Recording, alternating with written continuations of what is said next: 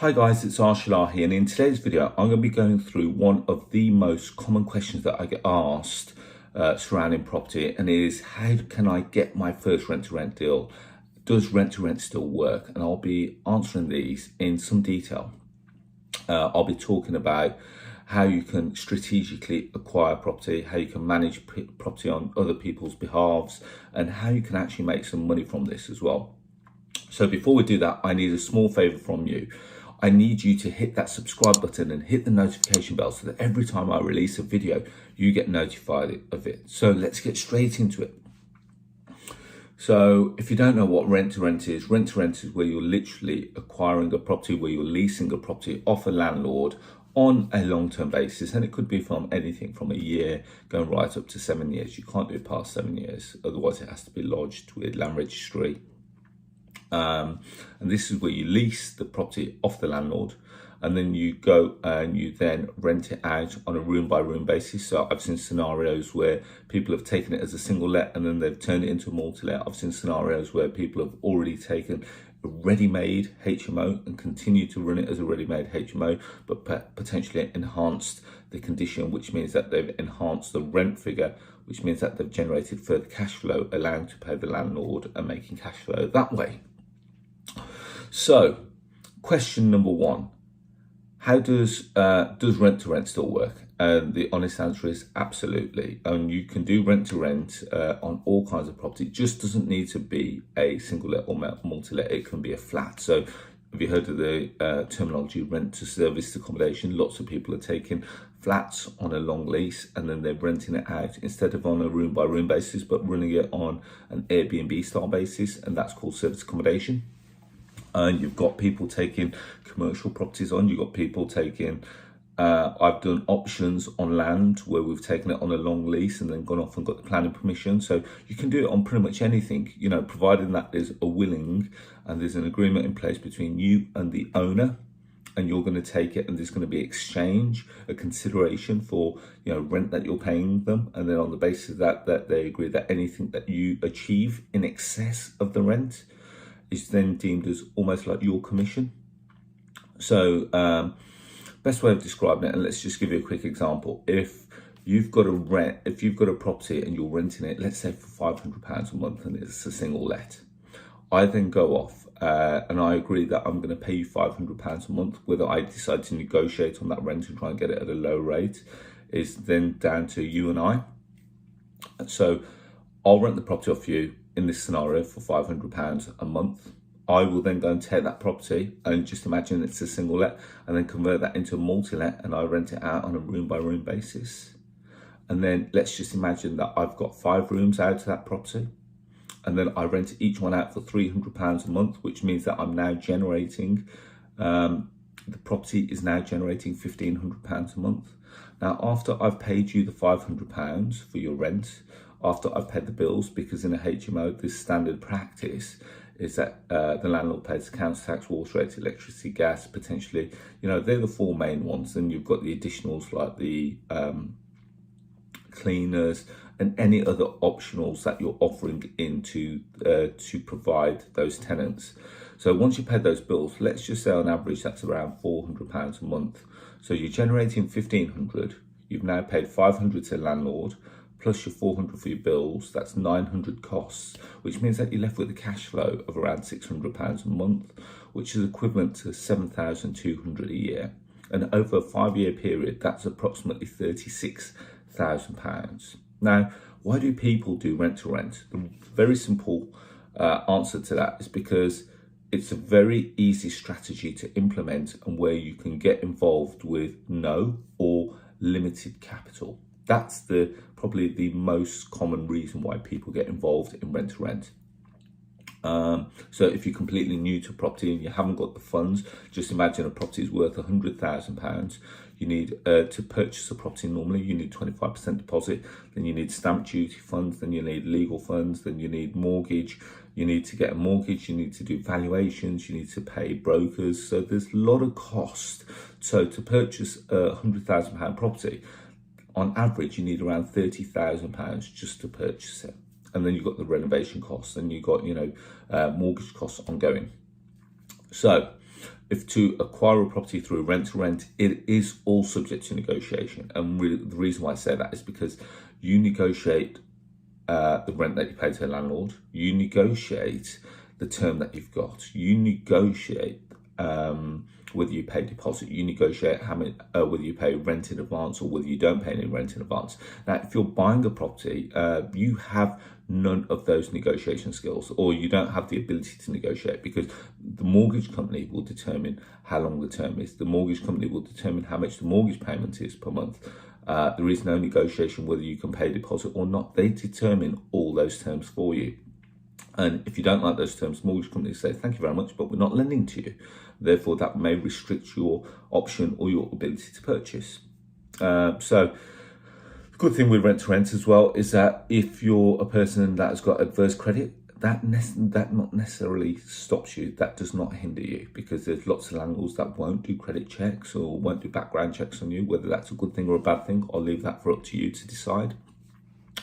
Now, in my term of 21 years in property, I've taken on a load. I've got approximately 43, I think it is, rent to rent properties, on the average fee or the average profit or cash flow per month is around £800 a month. Now, in that portfolio, I've got a 10-bed HMO. I think I've done videos on these as well. That's producing approximately £2,400 a month. I've got a 6-bed and a 1-bedroom flat, which is attached. That's producing around £2,200. I've got 4-bed HMOs, which are producing between £200 to £400 a month. And no, I would say that they're not, the 4-bed's definitely not my best deal, but it was part of a portfolio. So I went with the mindset that providing that it's not costing me money and it's breaking even, I'll make money on the other properties that were in the portfolio. So there was lots, I've got lots of property, I've taken lots of properties on, and more important, I've sold lots of rent-to-rent deals. Now, the beautiful thing with rent-to-rent is that if you agree a deal with a landlord, you don't necessarily have to take it on yourself. You can either then pass that deal onto another property investor, and that's where you get into the realm of deal sourcing. So, question, does it still work? Does rent-to-rent still work? And the answer is yes, it will always work, providing that there's a willing between you and the landlord. And you can do, like I said, you can do rent-to-rent on a number of things. It doesn't necessarily just have to be on, property. I'm just trying to think of other examples where you pay a rent to someone. And for argument's sake, I'm just trying to think whether the car rental market is an example of that, because they lease the property, they lease the cars from the finance companies, and then they rent them out to you on a period, whether that be a day, a week, a month, whatever it may be. So you could potentially argue that the car rental business is a rent-to-rent model, but the whole emphasis is all about control. You're not buying it, you're literally acquiring it by taking it on a lease basis. And then whether you have the intention to buy thereafter, that then goes into a different strategy called lease option, and we'll do a completely different video on lease options if you like. So in terms of properties, the one thing for rent to rent, the one thing I would say is that you've got to be able to fulfill the obligation. Now, the difference between acquiring a property or buying a property and rent to rent is that when you buy a property, your commitment is to the mortgage company. So you're committing yourself to that mortgage company for 25 years that you're going to buy this property, then you're going to rent it out. You're going to pay the mortgage company regardless whether it's occupied or not, and that's your commitment to the mortgage company. Now, with rent to rent, it pretty much is the same commitment, but instead of to a mortgage company, but to a landlord, and perhaps a shorter period of time. So when we talk about period of times, it could be anything from 1 year going right up to 7 years. You determine that period, and you've got to have a look at little things like how much capital you're putting into the property. So does the property need refurb? Not every property that you're going to take on is going to be a show standard property or a show home style property. There are going to be properties where they're going to need work, which means that it's going to require capital. So not every deal that you do is going to be a no money down deal. You may require some capital for the works or the refurb of the property. However, you should take into consideration that this is still viable, because if you want to purchase a property, remember what I said earlier, you're going to need around £30,000. So if you're going to acquire a property where it's going to cost you, circa 5,000, is spending 5,000 better than 30,000? And you've got to outweigh all these things. In the property that I just spoke about, the 6-bed HMO with a 1-bedroom flat, I actually spent 24,000 on the refurb of that property. The property was derelict. Now, why would I do that? Because the property, if I want to buy it, is worth circa around £300,000, which means that instantly I'd need the 75,000 deposit, plus the stamp duty, plus all the other costs that I mentioned earlier, which means that I would need well in excess of £100,000. But if I can do exactly the same deal where I'm going to be generating the same kind of income, but by only spending £24,000, now if you weigh up paying 24 against 100 and look at, how many other deals can I do if I've got £100,000 and I don't just put it into one property? So you really got to kind of adjust your mindset when you're looking at stuff like this. I hear lots of people say, "Arsh, why are you putting so much money into someone's property?" It's not a case of that. It's because I can acquire it. I then have a look at a point of view is how many months is it going to take? What's the time frame it's going to take for me to acquire that money back? So I always look at it from a point of what's my break even. So how many months is it going to take me? And I worked on the basis it's going to take me just over 18 months to get that money back on that property. And it's paid itself back. And I've still got another 5 and a bit years to generate cash flow. So think of it from a point of view that you're going to be in this agreement for 7 years. The good thing with rent to rent as well is that unlike a mortgage company, you can put break clauses in there. When we talk about break clauses, we're talking about a clause that you put in there to say, things aren't working out, can you hand the property back to the owner? And this is all legal and all above board. I've got break clauses in some of my contracts where I can give it back by giving a month's notice. There's some where there's 6 months, 12 months. And again, this is all subject to negotiation. Now think about when you're buying a property, what's the only way that you can exit that property? The only way that you can exit realistically is by selling the property. Now, how long will it take to sell? It may sell within a day. It may sell within a month, but then you've got the legal conveyance process time, which is anywhere between, circa 8 to 12 weeks on average. So that still means that you're still paying the mortgage for 8 to 12 weeks or 2 to 3 months. Whereas when on a rent to rent, if you've got a 1 month break clause and you exercise that option to break the clause, you can literally pay your last month's rent to the landlord and hand the keys back to the landlord. So there's all different kinds of things that you can put in the contract. And again, it all is subject to negotiation between you and the owner of that property. So much we can discuss on rent to rent. It is a very flexible strategy, and it's definitely one that if you're starting out in property, it's a great strategy to start with. The one thing I would say is that you get almost like your offering correct, because I get approached by people all the time saying, "Arsh, can I take on one of your properties?" And I say, "Well, tell me what you're going to do."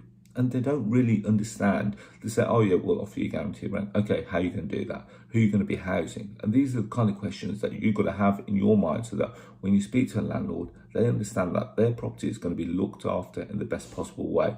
What value are you adding to this property? Why are you a better person to offer the property to than the landlord renting it out themselves? What are you offering? What's your benefit? What's your USP? What's your unique selling point? So these are the things that you've got to kind of iron out in your own mind. What picture are you going to go down? What route are you going to go down? What tenant type are you going to go down? What benefits are you offering the landlord? Why should the landlord choose you? Why should the letting agent choose you? Is the landlord going to be out of pocket by choosing you? Is he going to be better off? What benefits are you offering? Are you offering the fact that you're going to be saving him time? Are you going to be saving him money?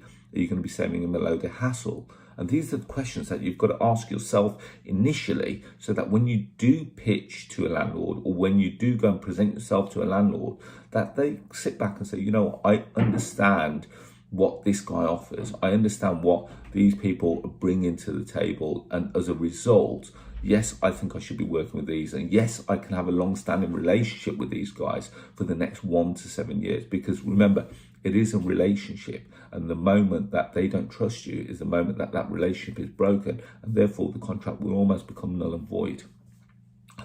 The one thing I will say is that, when you're dealing with rent to rent, work with integrity. I've come across a case recently where I offered someone a rent to rent property. So I had a deal and it didn't really work for me, but I passed it on to another property investor and it did work for them.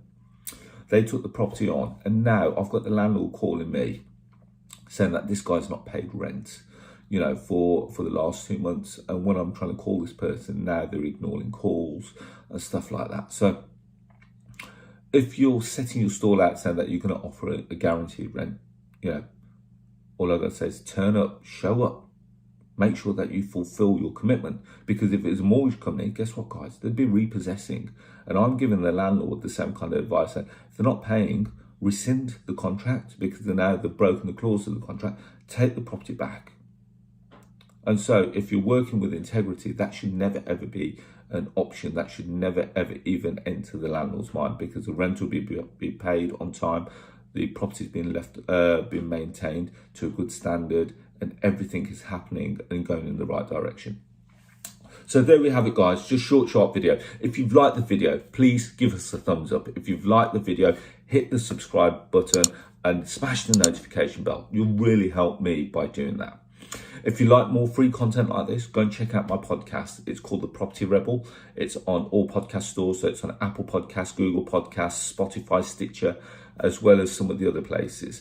And if you want, you can connect with me on social media. If you've got a topic that you want me to cover over the next few weeks, months, please drop me a message on Instagram or Facebook. You can find me on Facebook, Instagram, Twitter, and LinkedIn under the handles of Arsh Ellahi. Feel free to follow me on those channels, and also send me a message if you like the channel. If you don't, or alternatively, leave some comments below. Finally, have you downloaded the Property Investor app? It's the UK's first property investment deal. So if you are looking for rent-to-rent deals, believe it or not, we've got them on the app. So you may not even need to go through the steps of trying to find a landlord. We've done all that for you. So go to our website, which is propertyinvestorapp.co.uk. Alternatively, you can, if you've got a smartphone, go to the App Store, type in Property Investor and download it from there. It takes approximately 2 minutes for you to download and register, and you'll see all the deals that we've got on the app there completely for free. So there we have it, guys. As always, I wish you all to be safe, well and happy, and I look forward to speaking to you all very soon. Thank you and bye-bye.